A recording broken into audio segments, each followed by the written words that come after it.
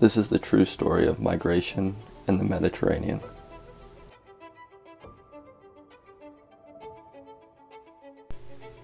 The Mediterranean Sea has an average depth of 4,900 feet. The deepest spot in the Mediterranean is at 17,280 feet deep. It's nearly landlocked on all sides, with only a small opening at the Gibraltar Strait between Spain and Morocco.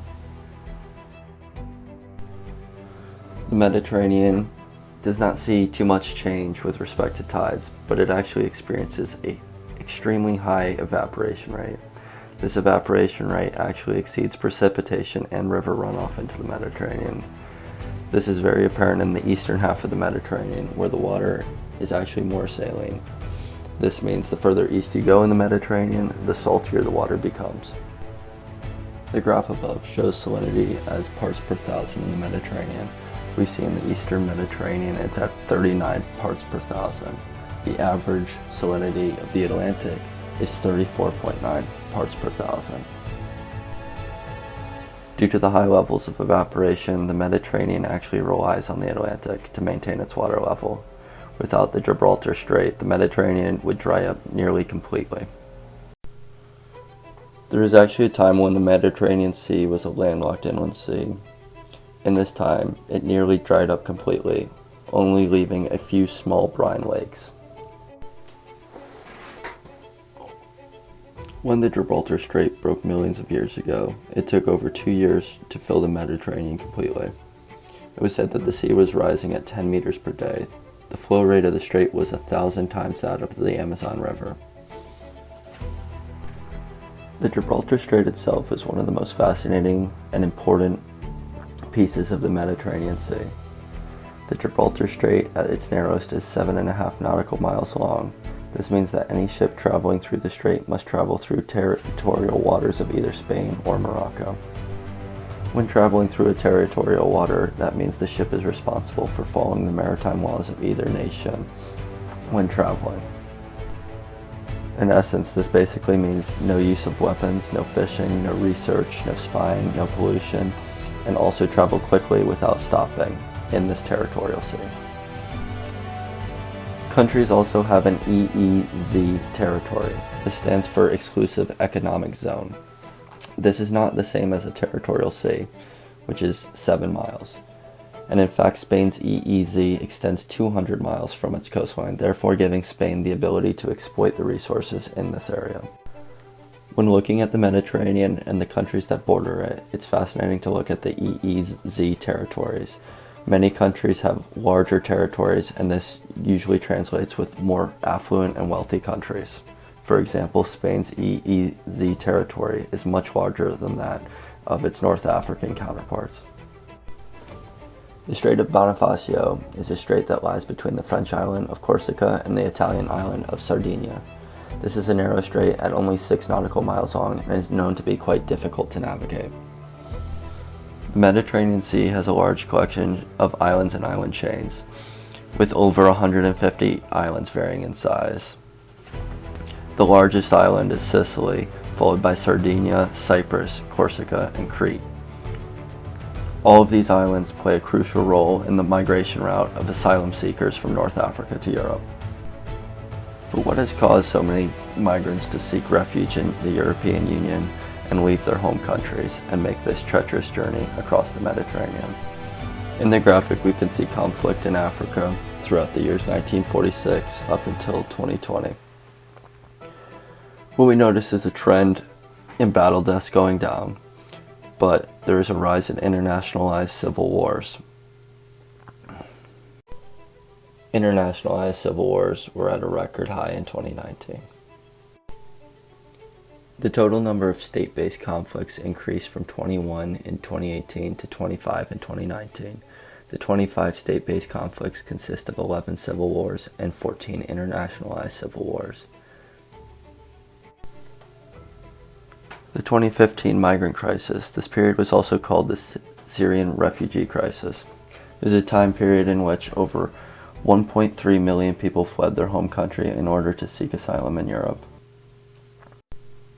Syria, Somalia, and Afghanistan are all countries who are involved in this movement, and this is not only due to the wars that broke out, but also because of the high levels of general violence in their home countries.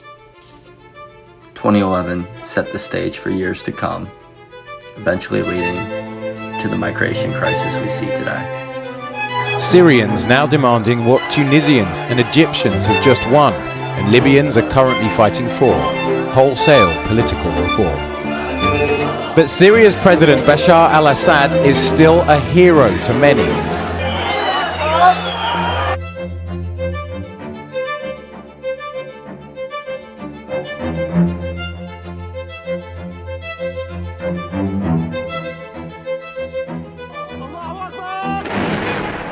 Conflict rages on in Syria, driving millions across the country's borders. Here, thousands, Syrians and others, make their way through Serbia to Hungary. Arriving in Hungary and other European countries was their dream. But the refugees didn't expect what happened next.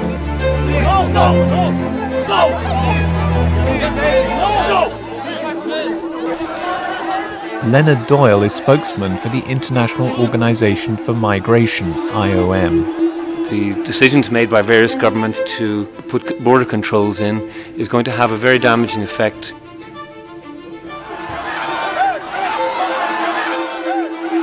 Facing closed borders feels like shattered hopes for tired refugees who've made the perilous journey. Some lost their lives, others lost family members. Eritrea is another country that has seen citizens flee its country in search of asylum due to the fact that there is so much violence and political unrest. This is known as the deadliest migrant route in the world, from East Africa, across the Sahara to Libya, and if they make it this far, and many don't, onto a boat to cross the Mediterranean. The effects of the Syrian migration crisis are still seen today, as many still are fleeing the Middle East and North African countries in search of a better life in the European Union. Syria is not the only country that's had to deal with large levels of migration. In fact, Somalia has also had violence in their home country that has led to mass migration. Somalia, like most African countries, is a product of colonization. Before the Second World War, both Italy and Britain colonized Somalia. Following the Second World War, Italy had to hand over control to Britain. 5 years after the Second World War, Britain gave back control to Italy, with the condition that Italy gives independence to Somalia in 10 years. In 1960, Somalia finally did gain its independence. At first, things went well for the country. They prospered economically, and political parties allowed for freedom of speech. However, there were two things that played against the Somalian government.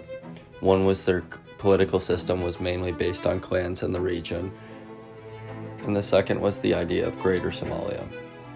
This was a push for territorial expansion to reunite all of Somalia.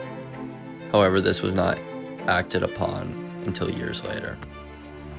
During the Cold War, the Somalian government finally acted on the territorial expansion. This was a plan to invade Ethiopia and reunite Greater Somalia. This military expansion went terribly for Somalia. When they tried to invade Ethiopia, they were not only lost miserably to Ethiopia, but they found that they were backed by the Russians, which ended up leading to a terrible loss for Somalia. Following this military move, there was a lot of civil unrest that led to questions being asked of the current government. There was also a large influx of new citizens moving into Somalia, in which they did not have the resources to provide for these people. As food shortages became more common, the beginning of civil war broke out. Somalia faced many civil wars and still currently in a state of collapse. Even interventions from the US and the UN have proved futile. Somalia is unfortunately at a point of no return, and it's very difficult to see how Somalia can get out of this situation.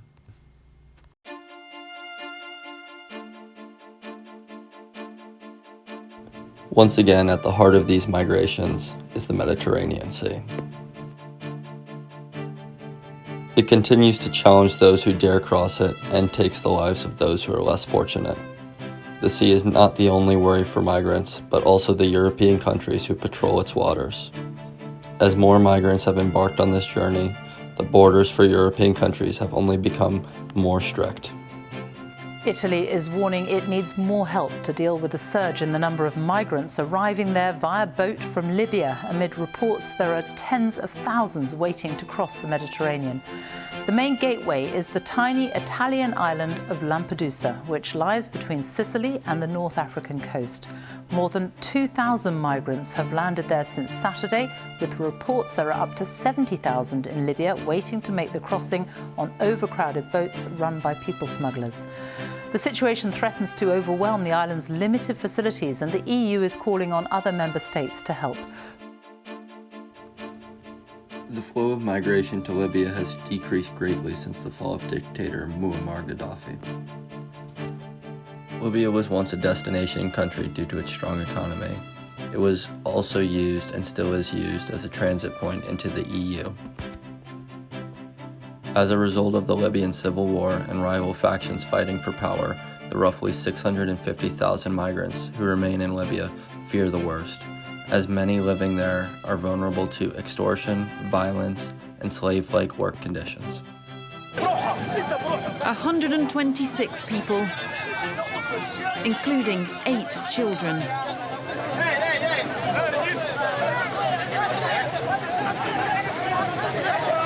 They've been at sea for 18 hours.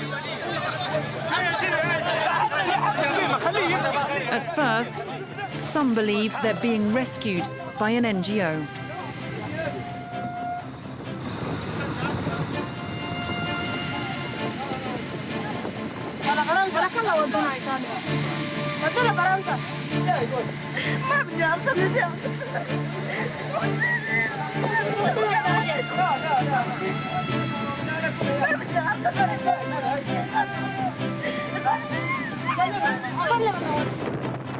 They're crammed in with no food, water, life jackets or blankets.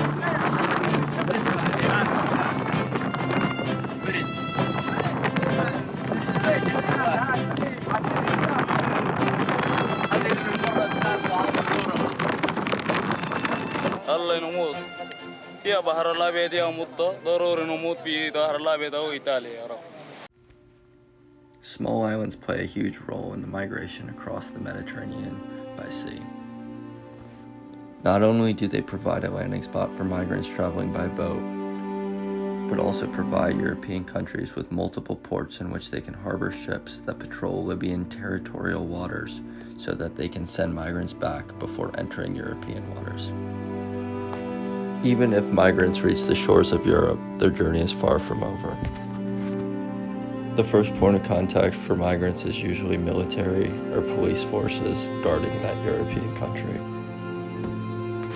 Many times these police forces or military forces will put migrants into a migrant facility. These facilities often resemble that of a jail or prison-like setup. These facilities usually consist of cages. And being locked up, migrants have very little access to food, water, or supplies. They can be held at these locations for months at a time and still be turned away from their country, only making the journey even more difficult. There are many reports that the guards that maintain many of these facilities verbally and physically abuse the migrants during their time at the facilities. What is striking is the number of children and young people. According to one report, about 1,000 of them are minors. The reception is understandably chaotic. Moments of desperation. Moments of chaos and exasperation. Moments of tenderness, too. The Spanish Prime Minister cancelled a trip to Paris and instead addressed the nation about the situation in Ceuta today. Mi prioridad como presidente del Gobierno de España en estos momentos. My priority is to guarantee the control of transit through the border with Morocco, to provide the cities of Ceuta and Melilla with everything they need to resolve this humanitarian crisis and to proceed with the immediate return I repeat, immediate return, of everyone who's made an irregular entrance as stipulated in the agreements between Spain and Morocco that have been in place for years now. So has Europe always had this long history of keeping migrants out, or is this a relatively new occurrence? And the truth is, Europe has always had strict borders, but over the course of the last 50 years, they have become increasingly strengthened. The so-called migrant crisis of 2015 only made it a much more prominent political topic in European countries, thus making the journey for asylum seekers even more difficult. The irony of the situation is how many European countries fled to the US during tough times in their own country. For example, during the 19th and 20th centuries, there was a recorded 41 million migrants that came to the US, and they mainly came from well-established European countries such as Germany, Italy, Ireland, Great Britain, and Russia. Yet today, when asylum seekers from North Africa, Sub-Saharan Africa, and the Middle East try and seek refuge in the European Union, they are held back because they are seen as dangerous and a threat to the economy. So does the inflow of migrants to a country affect them from an economic perspective? It is commonly misunderstood that migrants would affect the economy in a large way and take jobs from those who are already living there. A research paper from 2018 looked at the flow of migrants from the period of 1985 to 2015 into Western Europe, and what they found was quite surprising.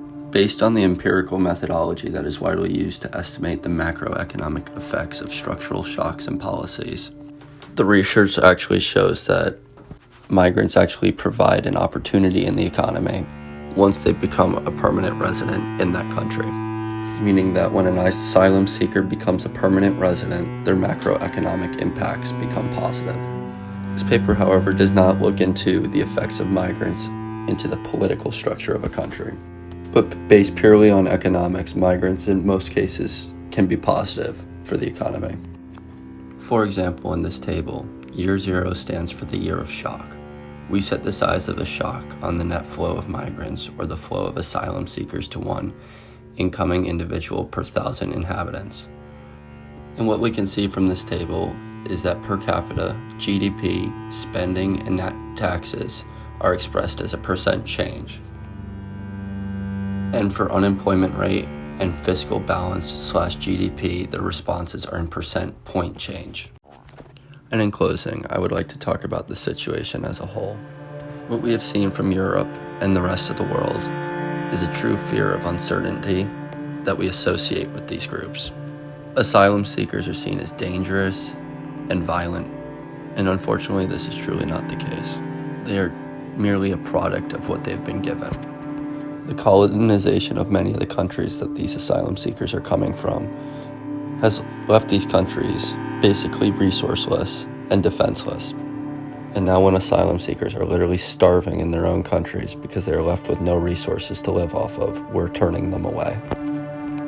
So how is it that so many European countries can be hostile to asylum seekers when they, in their own histories, traveled to the US in search of a better life when they too faced famine and war? And I believe that many European citizens and politicians believe that the flow of migrants into their country will lead to violence and economic disaster. There is a fear of uncertainty with migrants. And this just simply isn't true. Many research studies actually show that the flow of migrants into a country can benefit a country's GDP and economy. Migrants themselves aren't looking to come into a European country and take jobs and create violence and chaos, but rather looking for a new home and a place where they can have a normal life. Many are willing to go as far as drown at sea just for the opportunity to get into Europe, even if that means being locked in cages when they arrive. It is truly astounding the distances migrants and asylum seekers will go in order to reach the shores of Europe, with a high possibility of being turned away still. If there's one thing we should all take away from this topic, it's that hope and the drive to survive outweigh everything else. So what can be done about this? How can we help migrants, and how can we make it an easier system for them? And the truth of the matter is, there is no easy answer to this question. I think it begins with understanding the situation at hand and understanding why they're leaving their own countries and what's forcing them to come to the European Union. It is also important to understand the facts of the situation, not just the stereotypes that surround these asylum seekers. Though their countries may be broken, that does not mean that they too seek to destroy yours. They are merely a product of what they have been left with, and I will leave you with this.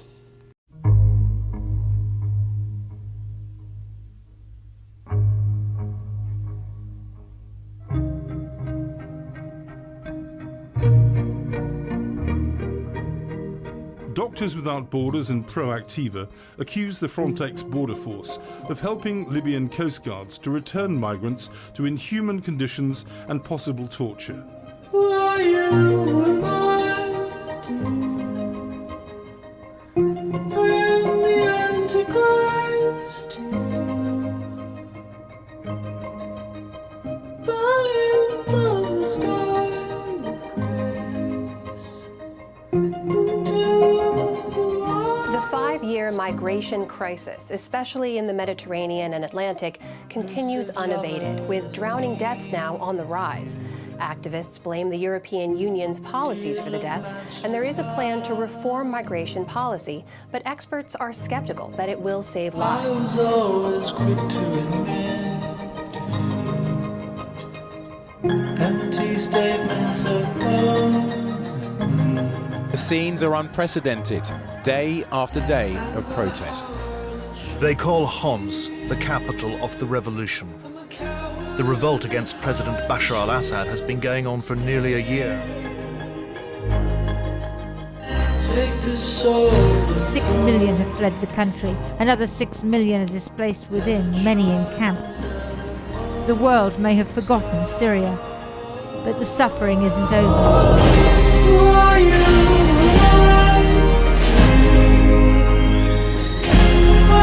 the Antichrist, falling from the sky into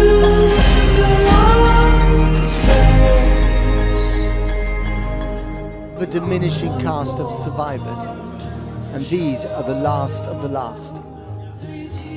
Fatima is the only adult left of 3 families whose apartment block was obliterated by a Russian or Syrian bomb.